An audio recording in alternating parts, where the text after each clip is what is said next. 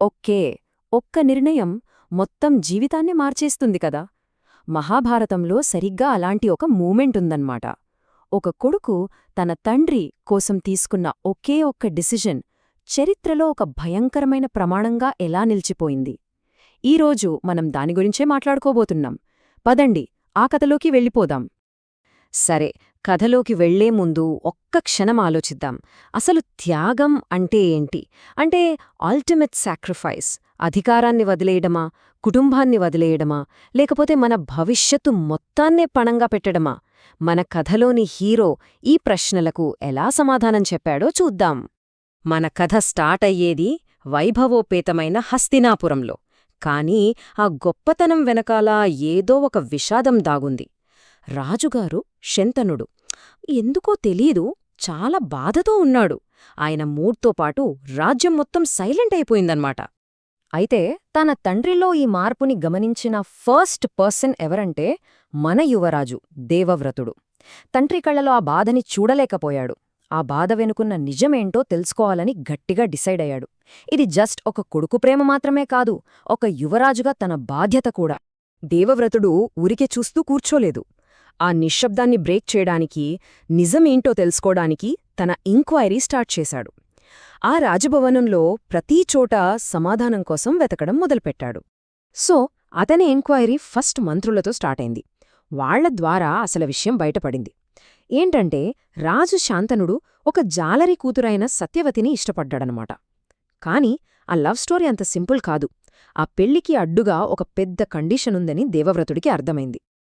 ఇక్కడే కథలో అసలైన ట్విస్ట్ వస్తుంది. సత్యవతి తండ్రి దాసరాజు తన కూతురి ఫ్యూచర్ కోసం ఒక కండిషన్ పెట్టాడు. అది మామూలు కండిషన్ కాదు, అది హస్తినాపురం భవిష్యత్నే ఛాలెంజ్ చేసే ఒక ప్లాన్. దాసరాజు మాటలు దేవవ్రతుడికి పిడుగులా తగిలాయి. ఏమన్నాడంటే, నా కూతురి పిల్లలే రాజ్యానికి వారసులు కావాలి, అంతే. ఈ ఒక్క మాట దేవవ్రతుడి ఉనికినే, అతని పుట్టుకతో వచ్చిన హక్కునే డైరెక్ట్గా క్వశ్చన్ చేసింది. అయినా సరే దేవవ్రతుడు ఒక్క సెకండ్ కూడా ఆలోచించలేదు. తన తండ్రి సంతోషం ముందు ఆ సింహాసనం అతనికొక గడ్డి పరకలా అనిపించింది. వెంటనే నేను యువరాజు పదవిని వదులుకుంటున్నాను అని ప్రకటించేశాడు. కాని ఇది అతను చేసిన త్యాగాల్లో ఫస్ట్ స్టెప్ మాత్రమే. దేవవ్రతుడి త్యాగం చూసి దాసరాజుకి సంతోషం కలగలేదు. పైగా అతనిలో ఇంకో డౌట్ మొదలైంది. ఏమనుకున్నాడంటే, యువరాజా, నువ్వు నీ హక్కు వదులుకున్నావు సరే, మరి భవిష్యత్తులో నీకు పుట్టబోయే పిల్లల సంగతేంటి? వాళ్లు సింహాసనం కోసం నా మనవళ్లతో ఫైట్ చెయ్యరని గ్యారంటీ ఏంటి? ఈ ప్రశ్నతో దాసరాజు సిట్యువేషన్ని ఇంకా కాంప్లికేట్ చేసేశాడు. ఆ దాసరాజు మాటలు విన్నాక దేవవ్రతుడు తీసుకున్న నిర్ణయం చరిత్రనే మార్చేసింది. ఇప్పుడు కథలో మనం మోస్ట్ ఇంపార్టెంట్ పాయింట్కొచ్చేశాం. దేవవ్రతుడు తన రాజ్యాన్ని మాత్రమే కాదు, తన భవిష్యత్తుని, తన వంశాన్నే త్యాగం చేసేశాడు. నేను లైఫ్లో పెళ్లే చేసుకోను, నాకు పిల్లలు పుట్టరు అని ప్రమాణం చేశాడు. ఇది మామూలు మాట కాదు, ఒక భయంకరమైన శపథం. చరిత్రలో ఆ ప్రమాణమే భీషణ ప్రతిజ్ఞగా నిలిచిపోయింది. ఆ క్షణం నుంచి దేవవ్రతుడి లైఫ్, అతని డెస్టినీ, మొత్తం కురు వంశం ఫ్యూచర్ అన్నీ పర్మనెంట్గా మారిపోయాయి. ఈ భయంకరమైన ప్రతిజ్ఞకి భూమి మాత్రమే కాదు, ఆకాశం కూడా స్పందించింది. దేవతలంతా ఆశ్చర్యపోయారు. ఆకాశం నుంచి పూలవర్షం కురిపించారు. ఆ మహాత్యాగాన్ని పొగుడుతూ స్వర్గం నుంచి మాటలు వినిపించాయి. ఈ ప్రతిజ్ఞ వల్ల వెంటనే కొన్ని మార్పులు జరిగాయి. దేవవ్రతుడి ఐడెంటిటీ మొత్తం మారిపోయింది. అతనికి ఒక కొత్త పేరు, ఒక అద్భుతమైన వరం రెండూ దక్కాయి. దేవతలే అతనికి భీష్ముడు అని పేరు పెట్టారు. అంటే భయంకరమైన ప్రతిజ్ఞ చేసినవాడు అని అర్థం. ఆ రోజునుంచి దేవవ్రతుడు కాస్త భీష్ముడిగా చరిత్రలో నిలిచిపోయాడు. అతని జీవితాన్ని డిఫైన్ చేసిన సింగిల్ యాక్ట్ అదే. ఈ విషయం తెలిసిన శంతనుడి గుండె బద్దలైపోయింది.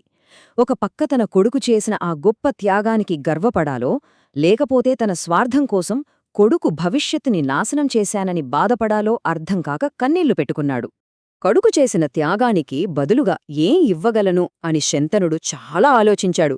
ఏ రాజ్యమూ, ఏ సంపద దానికి సరిపోదు. అందుకే అతను భీష్ముడికి టైం మీదే కంట్రోలిచ్చే ఒక అద్భుతమైన వరమిచ్చాడు. ఆ వరం పేరే ఇచ్ఛామృత్యు. అంటే భీష్ములు ఎప్పుడు కావాలంటే అప్పుడే అతనికి మరణం వస్తుంది. అతను కోరుకునే వరకు మరణం అతన్ని టచ్ కూడా చెయ్యలేదు. ఇంత గొప్ప త్యాగానికి దక్కిన అంతే గొప్ప బహుమతి ఇది. చూసారా, భీష్ముడి చర్య ఒక కొడుకుగా తన ధర్మాన్ని నిలబెట్టింది.